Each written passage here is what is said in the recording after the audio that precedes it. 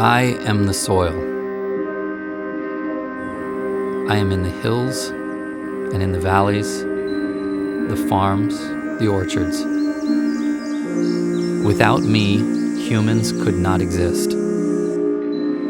But you treat me like dirt. Do you realize that I am just a thin skin on this planet? And that I'm actually alive? Full of organisms that grow your food? But I am broken, aching, overused, sick because of you. You have withered me away to less than half of what I used to be just over 100 years ago. Are you paying attention? I am turning to dust. So maybe you could treat me with a little more respect. I suppose you still want to eat